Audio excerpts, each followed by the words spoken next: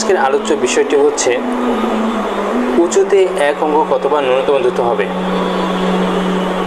সহিহ বুখারী তাওহীদ publication হাদিস নম্বর 157 পরিচ্ছেদ 4/22 উজুর মধ্যে একবার করে ধৌত করা। ইবনু আব্বাস রাদিয়াল্লাহু তাআলা আনহু হতে বর্ণিত, তিনি বলেন, নবী সাল্লাল্লাহু আলাইহি ওয়াসাল্লাম এক উজুতে একবার করে ধুয়েছেন। আধুনিক প্রকাশনী 154 নং হাদিস, ইসলামিক ফাউন্ডেশন 159 নং হাদিস। হাদিসে মান সহিহ, বর্ণনাকারী আব্দুল্লাহ ইবনে আব্বাস রাদিয়াল্লাহু তাআলা আনহু,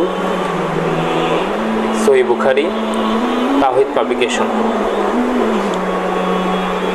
হাদিস নং 158 সহিহ বুখারী পরিচ্ছেদ 23 উজুতে দুবার করে ধোয়া।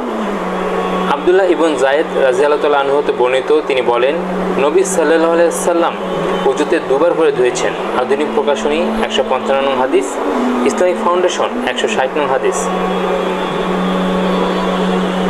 হাদিসে মান সহিহ, বর্ণনাকারী আব্দুল্লাহ ইবন যায়েদ রাদিয়াল্লাহু তাআলা আনহু।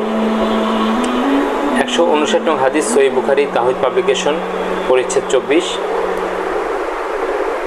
পরিচ্ছেদ 4/24 নম্বর উজুতে 3 বার করে ধোয়া।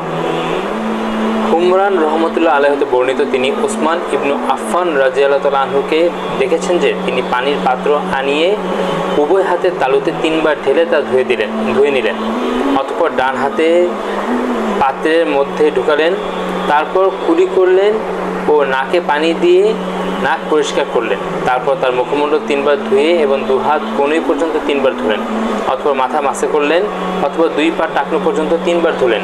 পরে বললেন, আল্লাহর রাসূল সাল্লাল্লাহু আলাইহি ওয়াসাল্লাম বলেছেন, যে ব্যক্তি আমার মতো এরকম উজু করবে, অতঃপর 2 রাকাত সালাত আদায় করবে, যাতে দুনিয়ার কোনো খেয়াল করবে না, তার পূর্বের গুনাহ ক্ষমা করে দেওয়া হবে।